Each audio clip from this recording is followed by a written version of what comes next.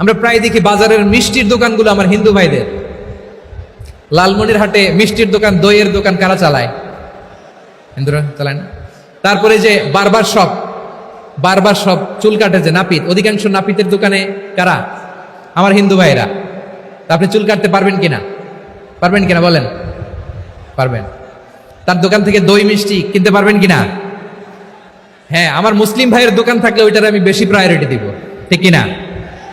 কিন্তু যদি তাদের সার্ভিস নিতে চান, প্রোডাক্ট নিতে চান, পারবেন। তার দলিল সহিহ বুখারী, আম্মা জান আয়েশা রাদিয়াল্লাহু তাআলা আনহা বলেন, ইশতারা রাসূলুল্লাহ সাল্লাল্লাহু আলাইহি ওয়াসাল্লাম মিন ইয়াহুদিয়িন তুআমান ওয়া রাহানাহু দিরআহু মিন হাদিদ। রাসূল সাল্লাল্লাহু আলাইহি ওয়াসাল্লাম এক ইহুদির কাছ থেকে, কার কাছ থেকে? সবাই বলে নাই কার কাছ থেকে? আমার নবী, পেয়ারা নবী এক ইহুদির কাছ থেকে জব কিনেছিল। জব, বার্লি, যেটা দিয়ে রুটি বানায়।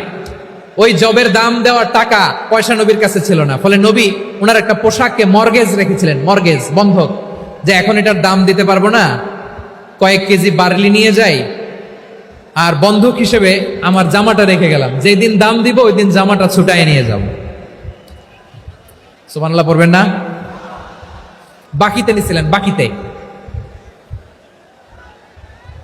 দিরআহু মিন হাদিদ, লোহার তৈরি বর্ম, মানে যুদ্ধের পোশাক, লোহা দিয়ে বানানো। বিশ্বনবী বললেন, কয়েক কেজি জব দাও, টাকাটা পরে দিব, এখন টাকা নাই, বন্ধক হিসেবে, মর্গেজ হিসেবে আমার জামা রেখে গেলাম, যখন টাকা দিব জামা ছুটায় নিব। আওয়াজ করে বলতে হবে সুবহানাল্লাহ।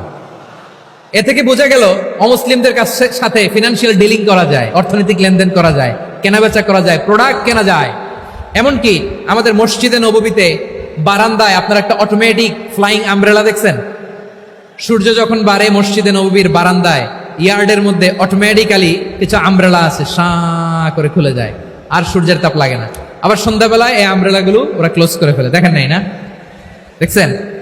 এই মসজিদে নববীকে সর্বোচ্চ উন্নত মানের কনস্ট্রাকশন ইনফ্রাস্ট্রাকচারে ডেভেলপ করার জন্য কর্তৃপক্ষ কিছু অমুসলিম ইঞ্জিনিয়ারের, ডিজাইনারের সহায়তা নিয়েছিল। সুবহানাল্লাহ বলেন।